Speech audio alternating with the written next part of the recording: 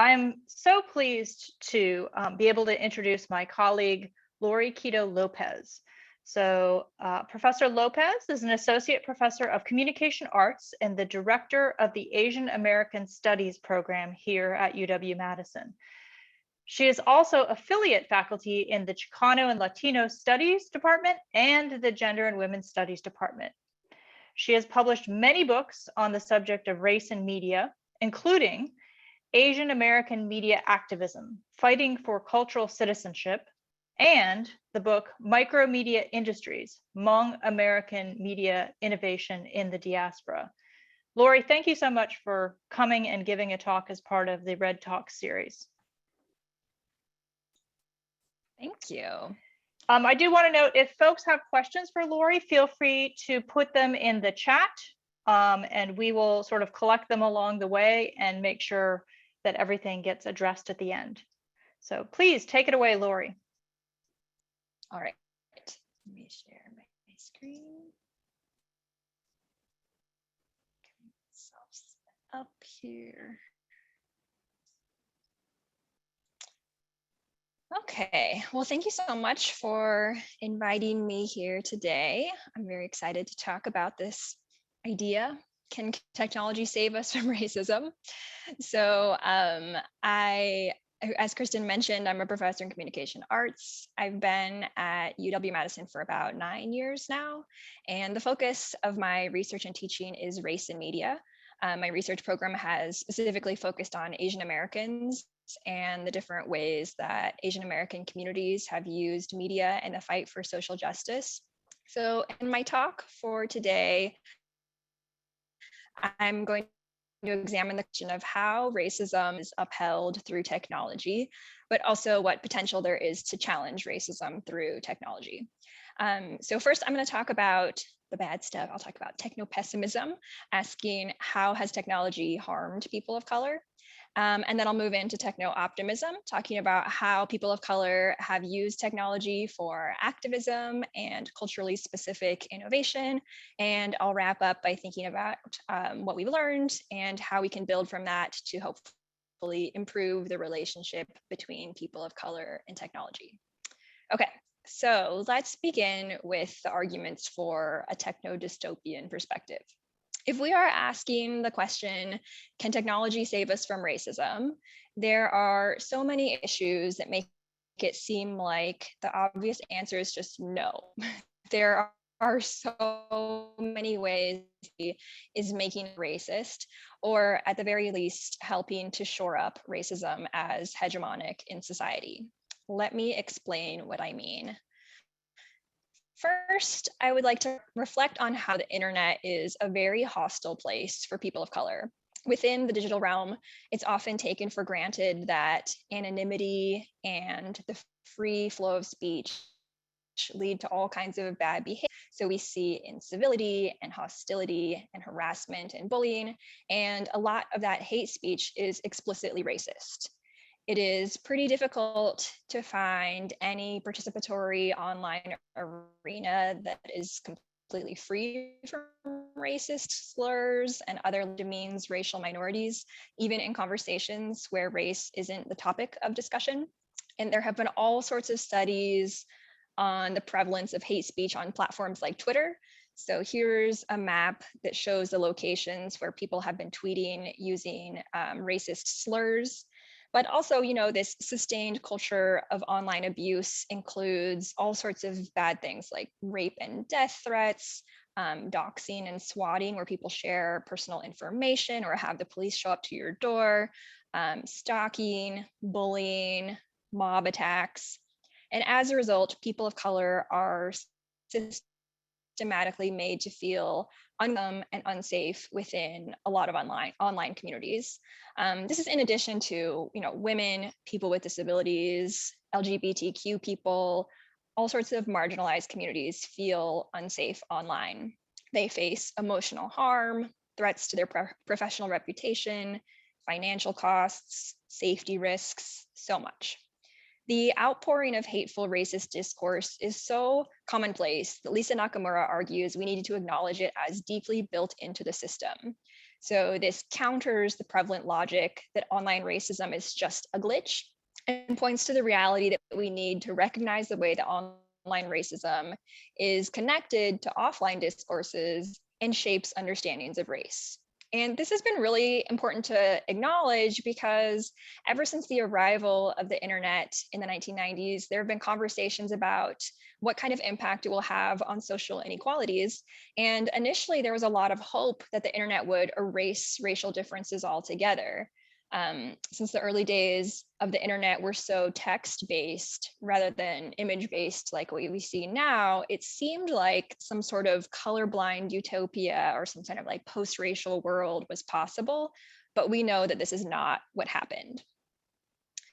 One of the first inequalities to surface was around digital divides, or those who have access to information technologies and those who do not. So it was really important to call attention to how Black, Latinx, and Indigenous communities were among those who really lagged in digital participation. This is obviously connected to all sorts of problems since technology plays a key role in helping people access things like jobs and healthcare and education, news media and information, so many things. Scholars of color have also been active in helping us to nuance understandings of digital divides, steering away from deficit perspectives that are just oversimplifying the problem by portraying Black and Brown communities as somehow inferior and lacking. Of course, digital divides are actually very complex and multifaceted, and issues of unequal use are connected to all sorts of different factors. There are issues of access, since people of color disproportionately live in neighborhoods that might be lacking infrastructures for reliable broadband or are underserviced. There's cost issues. We know that racial inequalities lead to income inequalities, and those who are economically vulnerable are among those who still have the least access to the internet. There's issues of education and digital literacy, given the under-resourcing of schools in Black and Brown neighborhoods. And then we can also think about how people of color might not want to spend time online, given what I was just talking about with how racist the internet can be. So in addition to all the ways that the internet is designed, in ways that make it seem like it's not made with people of color's interests in mind, which I will also get to later. So digital divides based on race have definitely closed over time. We're seeing more equal usage between white users and Black and Brown users. But if we understand the complexities of the problem, we can still see that there are deep-rooted racial issues that are continuing to shape digital participation. For instance, we know that we have only begun to address the problem of access to high-speed internet on Native American reservations. Here are some statistics from 2018 that do a pretty good job disaggregating some of the data to show that Indigenous and Alaskan Native students have the least access to internet at home, followed by Black and Hispanic and Pacific Islander students. We know over this past year that Indigenous communities have also been hit really hard by COVID-19. And that during this pandemic, the issues of internet connectivity have been vitally important. In order for Indigenous communities to meet these connectivity needs, there have to be a lot of complex factors that would be addressed. So they're going to need funding and material infrastructures to support broadband internet. They need skilled people power and administrative power for maintenance. There are physical issues on reservations, like physical terrain and weather issues that need to be considered. And then all of these tech solutions need to take into account federal Indian law and tribal sovereignty. This is all possible though. Marissa Duarte is a scholar who's done amazing research on the ways that Indigenous communities are solving these problems and meeting their own tech needs in ways that make sense to their communities. But hopefully we can see how racial histories and politics complicate any assumption that technology is somehow just the great equalizer. And we can connect this to broader infrastructural issues. Here's a quote from Sophia Noble. She says, "The goal of theorizing a liberatory intersectional internet is to heighten awareness of how the global communications infrastructure is not just a site of communications affordance, nor is it made equally and equitably available to all people. On the contrary, it is implicated in a number of environmental and oppressive conditions for Black life. So this is a really important sentiment. There are all sorts of global implications for the rise of our high-tech society. There have always been exploitative forces working to extract resources from African countries, and computing technologies have relied heavily on certain minerals that are found in the Congo, which has caused environmental problems and human problems, where millions of Africans have died as a result of violence surrounding these resources. And then there are also environmental and ecological impacts that come along with the way that we produce technology. And these kinds of negative impacts disproportionately harm communities of color all across the global South and developing countries, but also in the US. Tech companies in the US have contributed to hazardous waste in the water, mercury deposits in landfills, and tons of electronic waste dumped into areas where local communities don't have the power or the resources to fight back. So this is what's known as environmental racism, which is connecting harm to the environment to racial harm, or understanding the disproportionate impact of environmental threats on people of color. So, environmental degradation harms communities of color more because of racism. Another way that scholars of race and technology have called attention to the relationship between race and digital infrastructures is through looking at the software, the platforms, and the algorithms that are shaping engagement. As we know, these designed components are not neutral or objective. They are all shaped by humans and reflect the decisions and interests and priorities of those who design them. So Ruha Benjamin has used the phrase, the new Jim Code, to describe the fact that we may have moved away from explicitly racist policies and practices like legal segregation, but we have also seen the rise of implicitly racist technologies that harm people of color through their design, use, implementation, or impact. There are many examples of this. I'm sure you're familiar with some of these, but I'll just go through some of them. Okay, so Google has been a huge problem, like how Google searches for Black teenagers. I think this one is for 3 Black teenagers, only brings up mugshots and criminals. Or maybe searches for Black girls, we're only bringing up porn websites. So these are obviously reinforcing harmful stereotypes about Black youth as criminal and Black girls and women as hypersexualized, or how algorithms used for photo tagging would make racial errors like this one, where a Black hand is holding a thermometer, but it would be labeled a gun. But if you change the hand to a white hand, then it would have the correct label, which is this monocular thermometer. There are also similar problems in photo tagging where Black people were actually being labeled as animals like gorillas, based on kind of the same errors. We also see racism in the design of biometric technologies like facial recognition and other calculations based on bodies. Here's an example of the automatic sensors in soap dispensers that won't function for darker skinned people. We've also seen this for sliding doors, automatic doors. There are cameras that interpret Asians who are smiling as having their eyes closed. There's lots of biometric examples like iris scanners that can't read darker eyes, or fingerprint scanners that can't read Asian women's fingerprints. In each of these cases, it seems like the technology is being racist. But of course, what we know is that it's the design behind the technology that ends up producing racist results. This happens when the algorithm is trained on a limited data set of predominantly white populations, or that, otherwise during the design process, whiteness and white bodies came to stand in as the human default. We see this a lot with gender too, where men come in to stand in as the default human, and then products don't work for women. So there are so many ways that race and racism are getting overlooked, and then that really impacts the usefulness of these systems. So it's one thing to say, well, oh, Google has a labeling problem or people of color can't use automatic hand soap, but these issues actually become life or death in many cases. For instance, we should be very concerned about the way that policing is now incorporating so much artificial intelligence and data science in their everyday work, because predictive algorithms that are based on flawed data sets are leading to all sorts of harmful impacts, like the over-policing of people of color, increased surveillance and suspicion of people of color, and of course, unnecessary violence and killing of people of color by law enforcement, which we have seen all too often. This is an image from a kind of predictive policing software that's supposed to help police know where to spend most of their time based on historical crime data.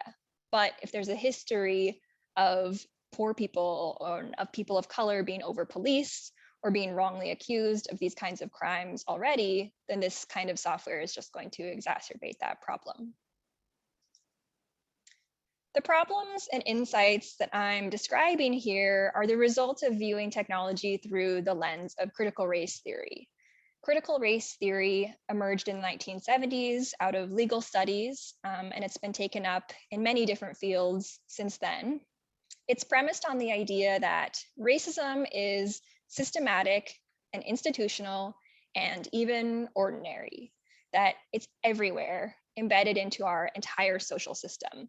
Racism doesn't just happen through individual people or individual acts. It is all throughout our culture at a foundational level. So that's why we have to move from thinking about the racist act of someone using a racial slur online to the racism that is encoded into how technology is designed and used. Critical race theory also insists that we think about how histories of racism have led to our contemporary inequalities. So we didn't just arrive in this moment. We shouldn't be surprised by these realities. The racism that I'm talking about has always been there. Now it's just taking on a more high-tech form. This also pushes back against the assumption that a colorblind perspective would be helpful or useful, because it reminds us that racist histories have a lasting legacy, and we can't ignore that. Critical race theory is also embedded with a kind of activism. So we shouldn't just be working to understand or describe a situation, but we should be doing so with an eye towards social justice, toward transforming that situation for the better.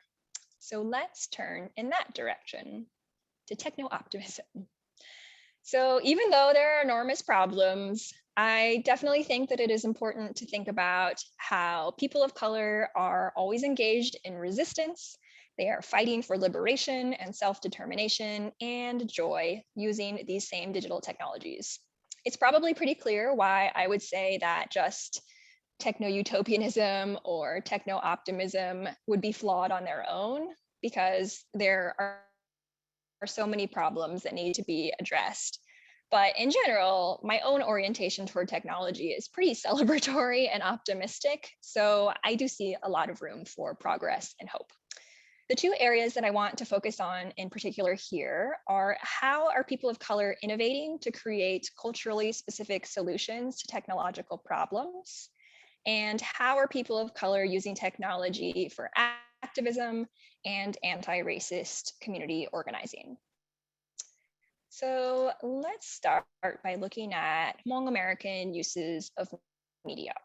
So Hmong Americans are an ethnic group from Southeast Asia that came to the US as refugees in the 1970s after having fought alongside the US during the Vietnam War. And they are the largest Asian American population in Wisconsin. So I'm sure a lot of us here in Madison are familiar with Hmong Americans. And we actually have a lot of great scholars at this university who are pioneers in studying Hmong Americans. In my own research, I have been studying Hmong American media use. And I was really interested in this community because they're a population that has been understood as falling on the wrong side of the digital divide. Since they came to the US as refugees, there are all sorts of historical and political reasons why Hmong Americans have had a harder time in terms of educational outcomes and finding employment. There are a lot of older Hmong Americans and more recent immigrants who still struggle with literacy. So it makes sense that technology use and access to technology has also been difficult. But what I found is that Hmong Americans who face all of these obstacles have been extremely innovative and creative in coming up with digital media practices that suit their very specific needs. Let me tell you about Hmong teleconference radio programs. So when I started talking to Hmong people about their media practices, many would tell me that their main form of media was Hmong radio. And they said that they listened to it through their cell phones. So probably many of you have radio that you can listen to through your cell phone because you have an app on your phone that can access radio, but this is not what they are talking about. What Hmong communities have been doing for the last decade or so is using free conference call software to create a kind of teleconference radio. So we're not talking about Zoom here. This form of media started way before Zoom calls, back when conference calls were just for businesses that wanted to allow everyone to call into a meeting, like a voice call through a phone. So Hmong radio owners would initiate one of these conference calls and then share the number for people to call in on their cell phones. And these calls could hold up to 2,000 or 3,000 people at once, and they would be talking on there 24/7. So it became a form of mass media for the entire Hmong community. It became Hmong radio. This kind of cell phone radio or conference call radio operates very similarly to traditional radio. There's an owner of the conference call who divides up the hours of the day and assigns them to these volunteer DJs or hosts who each focus on a particular topic. Here are some images from a website with the schedule from one radio show. And in some ways, the schedule is pretty similar to a traditional broadcast radio. There are sections for music and news and health and medicine. If we're talking about religion, there are lots of call-in shows where people give advice to each other about things like relationships and families and Hmong cultural customs. And a lot of people I listened to talked to didn't really distinguish between like an AM/FM radio and these cell phone radio shows. And the really cool thing about it is that it is mostly Hmong women who are running these teleconference radio shows. So these images that I have here are pretty representative. So it is providing a real lifeline and outlet for women who otherwise might not have a lot of media options available to them, and they get to shape everything about it. And that kind of self-determination is super important to a migrant community like the Hmong. So this form of media is made possible by the specific technological affordances of mobile phones. It's a way of getting around the problems of having a community that doesn't have a lot of money for fancy smartphones, doesn't have a lot of internet connectivity, or the technological know-how for navigating the internet. They're spread all over the country and all over the world. I have my map of the Hmong diaspora across the world in these small pockets. And they often only have a phone like this one to connect to others. It's possible with the fact that it's easy to get a wireless plan with unlimited minutes, and apparently it was pretty easy for them to set up these free conference calls. There's been a lot of buzz lately about a new app called Clubhouse. I don't know if anyone here is familiar with that or if it's just something that I keep seeing because it's interesting to me. But Clubhouse is this audio-only app where users can drop in on ongoing conversations. And basically what I'm saying is that Hmong people invented the same thing as Clubhouse a long time ago. I think I saw the first calls in like 2008. Except Clubhouse requires a smartphone because it's an app, and it's only seen as cool because it's actually super exclusive and it's backed by venture capital. There's a lot of celebrities who are on Clubhouse. Hmong teleconference radio is also an audio streaming platform. It's a voice-only form of social media. It's like among social media craze, but it's accessible to everyone. and it's controlled by a community that has been left out of so many other technologies and digital platforms. These are the kinds of digital media practices that you can see when you move from a deficit perspective to thinking about how the creativity and innovation already being demonstrated by minority communities and people of color are solving these kinds of issues. Okay, so now let's turn to a case where people of color are not just taking control, but are using technology for activism and anti-racist community organizing. Let's talk about Black Lives Matter. So Black Lives Matter is a social justice movement focused on calling attention to anti-Black racism and violence against Black communities. Black Lives Matter was created in 2013 by these three Black women, Alicia Garza and Opal Tometi. And it's often notated as hashtag Black Lives Matter, like her shirt here, because it was created on Twitter and is deeply connected to the kinds of conversations that are happening on Twitter and other social media. I want to give a little history here just so we understand what's happening with Black Lives Matter. One of the things that sparked Black Lives Matter is what had happened to Trayvon Martin. I'm sure many of you are familiar with this story, but Trayvon Martin is the Black teenager who was killed by a neighborhood vigilante named George Zimmerman in Florida, basically just for wearing a hoodie and falling prey to stereotypical understandings of Black youth as inherently dangerous, even though all he was doing was walking around carrying a pack of Skittles and an iced tea. So George Zimmerman was charged with murder, but then acquitted of any wrongdoing in 2013. So that's when Black communities rose up across the country to protest this injustice. It seemed clear that the life of this young Black teenager, Trayvon Martin, did not matter, just like the lives of so many African Americans who had been victims of violence and nothing was done about it. Then in the fall of 2014, an unarmed Black teenager named Michael Brown was killed by a white police officer in Ferguson, Missouri. And the protests in Ferguson brought about another wave of Black Lives Matter protests all across the country, and the movement has only grown since then. So this is all what led up to what we saw last summer with the killing of George Floyd in Minneapolis, but also continues to this day. So Daunte Wright was killed by police last week in Brooklyn Center, Minnesota, and Ma'Khia Bryant was killed by police on Tuesday in Columbus, Ohio.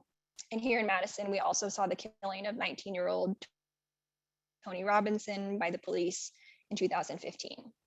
So this is why the Black Lives Matter movement has focused on ending police violence against African Americans and improving the lives of Black youth, really emphasizing that anti-Blackness is just an enormous problem in our country. It is clear that Black lives are not being recognized as valuable, and there is an obvious need for real change. Okay, so let's talk about hashtag activism. So the use in this movement. If we look at what's happening on Twitter within the context of Black Lives Matter, I think we can see how it's clear that the affordances of Twitter are supporting social action. But let's kind of break down how that works. First, the simple act of adding a hashtag to it, this accomplishes a lot. Hashtags organize information. They allow users to connect to everyone else who is using that phrase. So during protest actions, activists use hashtags to share update information super fast. They can help folks immediately learn where to go and what is happening and how to stay safe.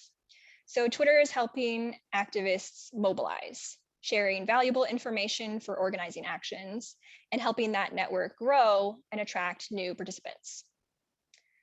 Social media conversations and hashtags around Black Lives Matter also provide an alternative source of information from mainstream media.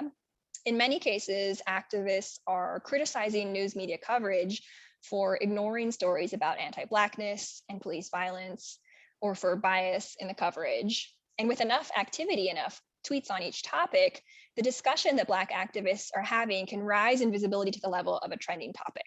So these discussions then help activists reframe dominant media narratives and call attention to issues that might be being overlooked such as when news media failed to talk about Breonna Taylor's death.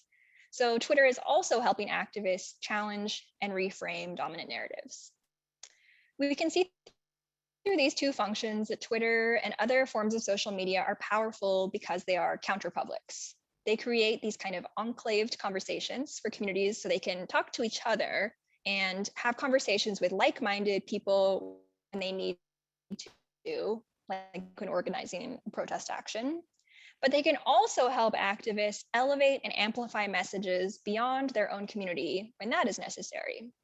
So this is what it means to be counterpublic. In social media platforms to have conversations amongst themselves, but they can also interface with broader publics when that is strategically useful. It's important to recognize all these functions because ever since the early days of social media, there have been critiques that online activism is just too easy to be effective. And this is where we get the term slacktivism or clicktivism, I also heard in the early days of Twitter. And these are insults because just tweeting something is just so low stakes. It is assumed that the benefit of social media activism is just going to the person who posts the message and that these messages can't possibly actually contribute to social change. Social media activism is often contrasted with activism that's on the ground or in the streets, which are romanticized as like the gold standard of activism, the only kind of activism that matters. I have this cartoon here where the one guy is saying, I lost my eye in a 5-day student protest in 1970. And then the slacktivist is saying, I just sprained my clicking finger joining a Facebook protest group, right? So those are supposed to be like real differences between them. Also, lately, we've seen a lot of debates around the harms of performative activism as compared to real activism, especially because we've seen so many corporations posting statements about Black Lives Matter and so many white allies jumping into the conversation for the first time.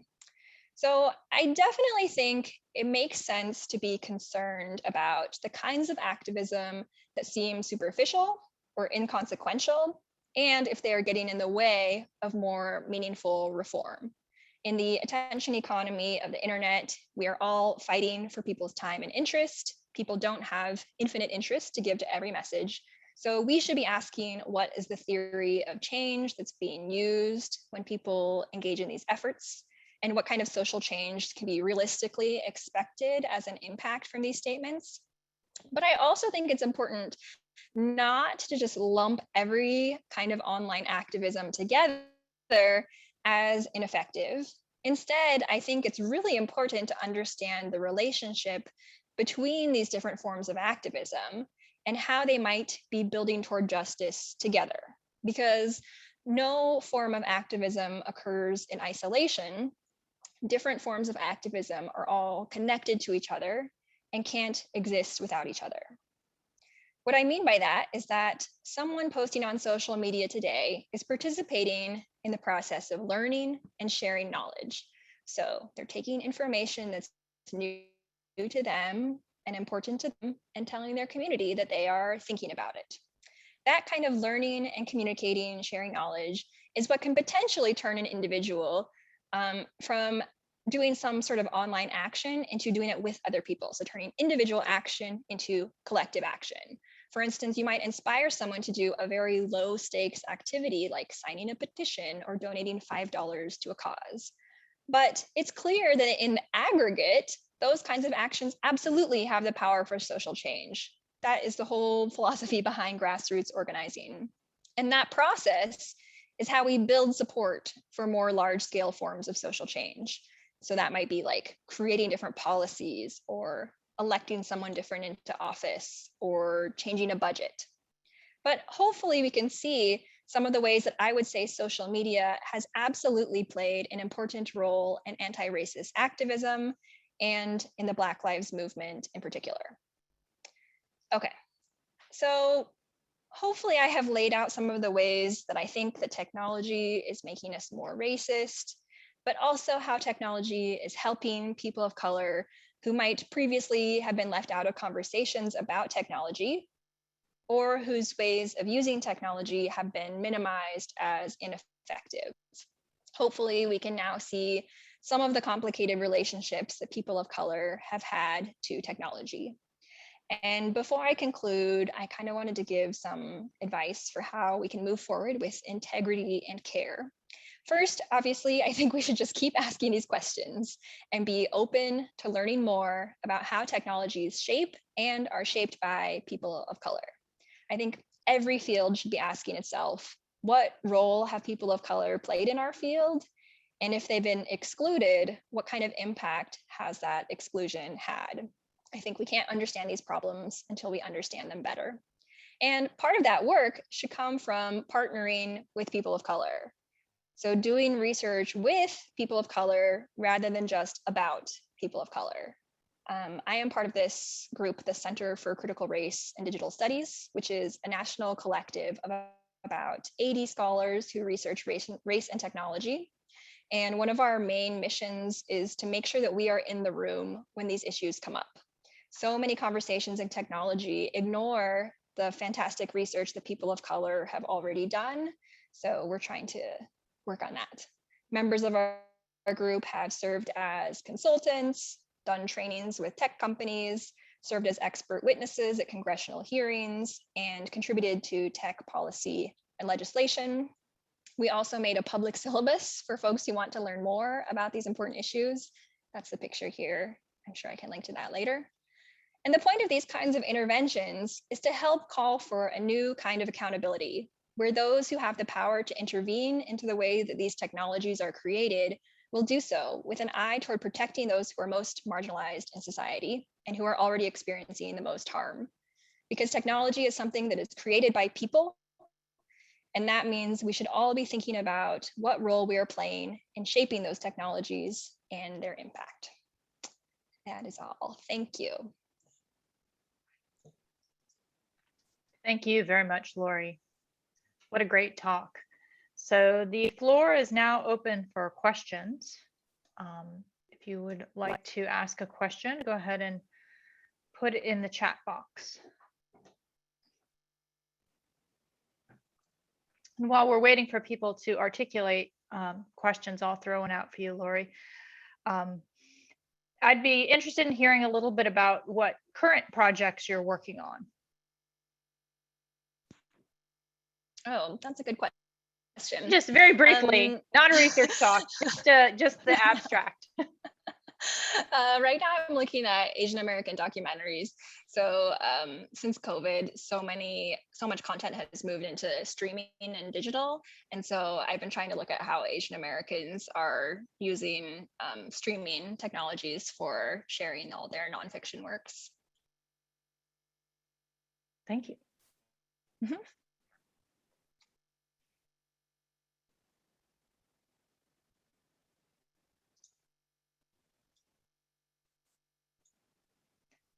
Questions from the floor. I know you've got them. Put them in. There we go. Question 1.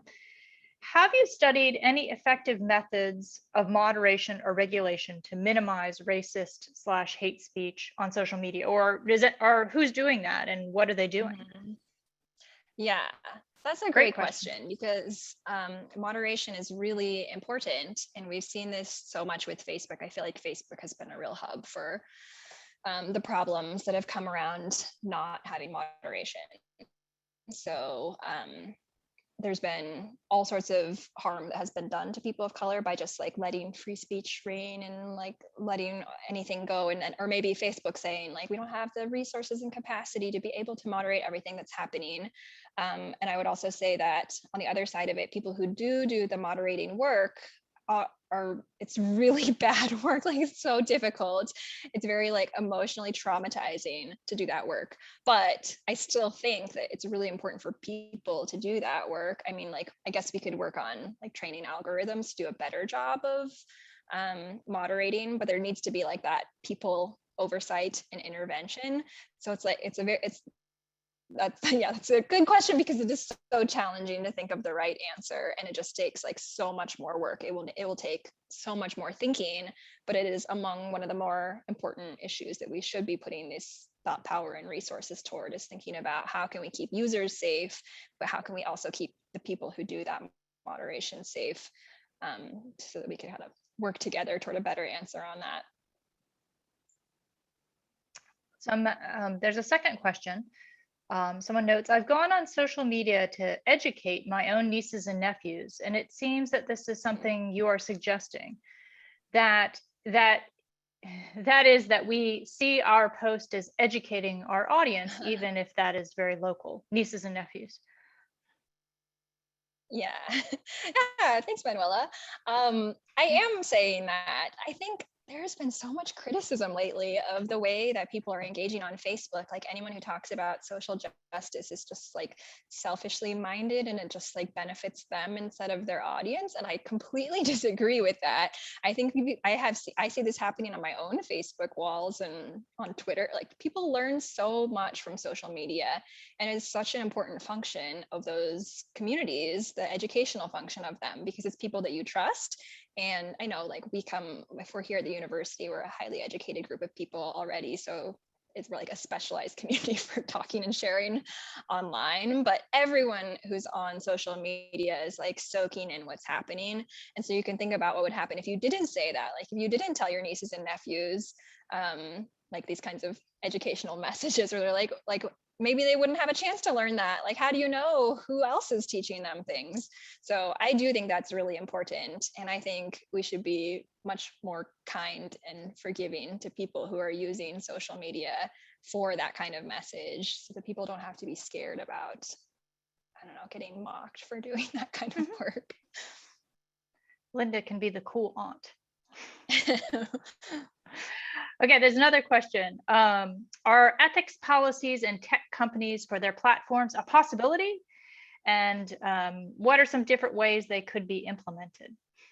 Yeah, this ethics question is key. I mean, that's a whole other talk. That's like a whole class someone could teach ethics and tech. I do think ethics policies are super important. And just like I was concluding with here, like you have to have people of color help you write them. I think that if you're just like guessing what an ethical policy is, you can stumble into a lot of problems. But, and we've seen that. I think that sometimes we see tech policy, ethical policies, and they seem like that kind of performative activism, or they seem toothless, or they seem like they're not really going to make the kind of change that we want. So I think there's like probably stronger and weaker tech policies, but I think it's absolutely necessary. That's like definitely a starting place. Of course, the ethical policies, or like the ethical values of tech companies, is super important.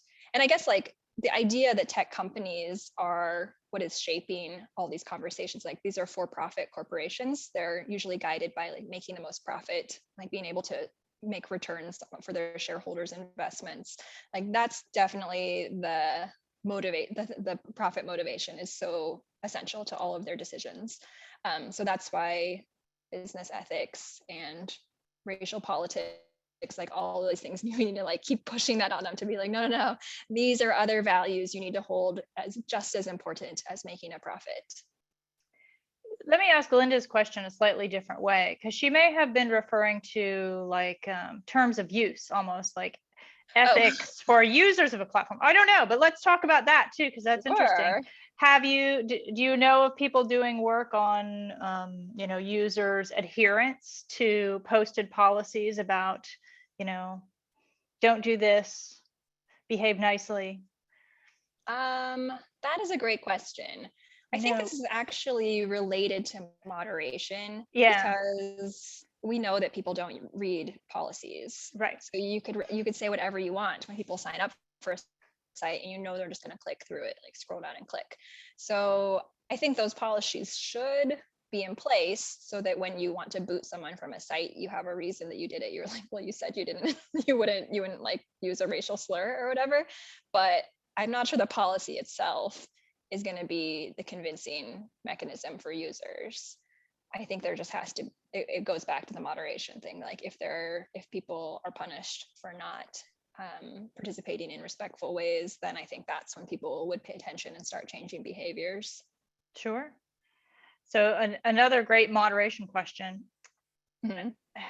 Is there any research about whether or not people of color are overly moderated?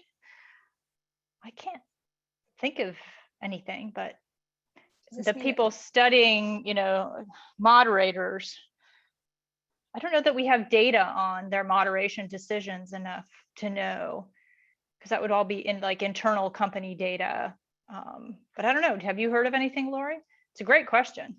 it is a great question. Does Because FAFSA answer if this? Is the that AI one? if the AI is biased and picking up certain sorts of pictures Yeah. and sending it to the moderators, and the moderators are human and have their own biases, one would expect those biases to play out. Yeah. But that would be really hard data to get. But it would be That's cool a if someone great could get it. question. Go for it. Yeah. Okay, another question from Julia. I find the example of Hmong teleconference calls and Clubhouse really interesting. The Hmong community took an innovative approach to repurpose low-cost existing technology, while Clubhouse has so much hype and investor money. Do you think the value of community-based technological innovation is the support of a vibrant and supportive community itself? Or is there also a way for these marginalized communities to reap financial benefits from their innovation? Yeah, that is a good question. So a lot of my research has been, so I have my book Micromedia Industries, which is about how Hmong people are always doing this kind of vibrant and supportive community media. And that even if they wanted to monetize their media, the Hmong community is just so small that it would never, it can only become like cover the costs of running the organization or the media. It's like it would be really hard to scale up. It's essentially impossible to scale Hmong media because it's ethnic. It's always going to be ethnic media that is focused on a small community.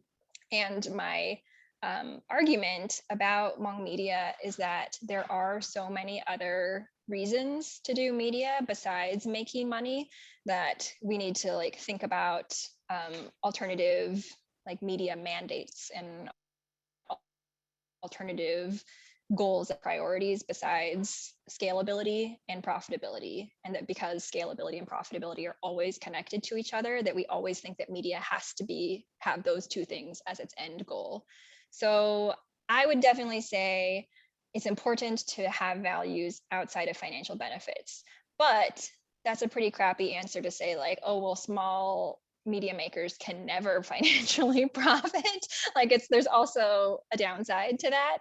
And I think it's true that if marginalized communities want to profit financially, they should be able to, like that should be available to them, even if it shouldn't be like the end all be all of all kinds of small media or micro media. I think that the answer is that if you want to be able to profit financially, it does have to be scalable. Like people, and there are Hmong media entrepreneurs and Asian American media entrepreneurs who look outside of minority audiences. Like if you, like an Asian person might, I don't know who made Clubhouse. Maybe a minority person did, I don't know. But if your audience is bigger, you can always set your sights on a bigger community and then become financially profitable. I'm just saying that I think there are equally good other benefits for making media. Yeah. Okay, next question. Thank you for your talk. I did not know how to use a phone when I came to the US in 1981, but now as I travel the world, I see the transformative impact that technology has had on and empowered hundreds of millions all over the world. Why are we so focused on the impact of technology in the US? And this is a great question because it allows Lori to talk about the transnational aspect of digital communications and migrant communities, but also tell us about some cool, more internationally focused, outside the borders of the US focused authors that you know about. Yeah, There's awesome absolutely. stuff going on. There is a lot of awesome stuff going on. Yeah, so that's a great question because especially like if you go to, so my main conference is the International Communication Association for Media Studies and Communication Studies. And if you go to like the mobile, what is it called, like mobile technologies, like look at the use of cell phones, it's very global. Like people who are interested in studying mobile technologies definitely are very interested in thinking about what's happening all over the world. So when I was researching Hmong use of cell phones, one person whose work I really relied on was Kara Wallace, who was studying China and mobile technologies. So she was looking at how women in China are able to be more like upwardly mobile because of the technology of the cell phone. So there's definitely, and also Yuna Kim also studies a lot about media in the diaspora and like the way that mobile phones are empowering all sorts of women in the diaspora or like Asian diasporas. So those are really great questions, and that research is definitely happening. I would just say that I have a very US focus in my work because I'm interested in racism. And you can study global racism, and racism is happening all over the world, but it always has a local context. And the very specific history of race in the US means that racism works very specifically in the US. And so you can't just like take like critical race theory and like plop it into another country. Those racial dynamics are going to be really different. So even like thinking about like Asian diasporic media, the American context for thinking about the role of Asians in relation to media in the US is so different from media use in China. So that's why I focus a lot on technology use in the US, but there's absolutely a thriving world of these kinds of studies that are taking place all over. And that in those cases, you would need to think about the like racial dynamics or the gender dynamics or the like socioeconomic dynamics of that specific country in order to do that same kind of analysis there. So I'll give a shout out to my colleague, Reginald Royston in the iSchool and yes, African Cultural Studies, who does of course. tech entrepreneurship in West Africa as another example. Yeah, absolutely. But there's a lot of people on this campus who study international context specifically. But you're right, it's a commitment because you got to travel a lot because you have to know that context because the context matters so much. So next question. I appreciate your focus on the end turning away from the deficit model. This comment on values beyond profit. There are examples on the Latinx radio where the platforms are used beyond the profit, such as connecting individuals. The Latinx migrant community uses the radio to find and connect with relatives. This is something that has been on my mind as there are so many children that cannot be connected with their families. I've been thinking, why isn't the government using this medium? Maybe they don't know about this. Yeah, that's a great point. There are a lot of scholars of Latinx radio, like I'm thinking of Dolores Inés Casillas and all of her work on Latinx radio. And you're absolutely right that there's ethnic media is always like I don't think media studies scholars are relied on very much by the government. Like nobody's ever like asked how can we use media to reach Hmong people either, even though that's obvious. Like of course like people turn to their community media and their local media, the media that's in language, the media that is like tuned into the things that are important to them. That's definitely like how people get information. And then and I think sometimes we also have a really big focus on digital media when something old school like radio, like your AM FM radio, where people are like using the dial to talk to listen in. I think sometimes those technologies get overlooked because people want to use something that's like fancier and more I don't know, sophisticated or something. So that's a great question. I think people should talk more about radio and immigrant families and the ways that could be a really great way to keep families or to already like build on those connections that are happening through radio right now. So yeah, thanks for that. Any other questions? Was there a question about QAnon? I didn't see a question about QAnon. Did anybody see it? So.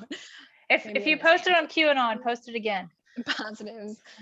I see it unanswered. It just says, how do you rationalize the positives and the negatives like QAnon? Yeah. So I was thinking about QAnon a lot as I was going over this talk because I just finished that HBO documentary about QAnon. So it's like something I've been thinking about a lot.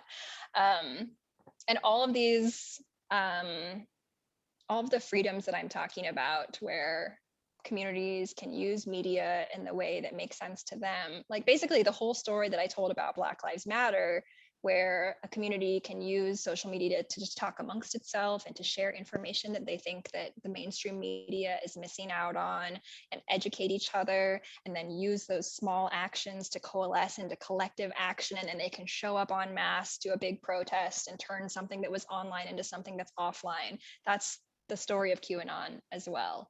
So I think we should always be aware of that. Like, I think QAnon shows us the power of media and shows us it's not just activism and collectivism, because QAnon became so impactful, like changed the course of American politics, right? So I think the negative examples still show us the same thing about how how technology is being used and what real impact it can have. It just, it then brings up that question, like, what are the consequences of shutting down those venues of communication? So if we did say there's a moderation policy or an ethics policy, or certain users sign on and know that their accounts can be banned, or whatever it is, whatever people sign on to, that's why we need to use like critical race theory and like use all of these, use our ethical our ethical theories to guide those moderations, so that we don't allow those kinds of activism like equally. Like, one is harming people and leading to that the harming of people who are already disenfranchised and marginalized. So if we want technology to protect those people, we actually have to keep in mind that those are different outcomes, even if the use of the platform is pretty identical.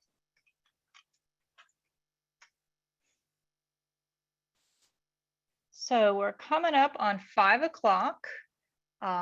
So let's bring this wonderful event to a close.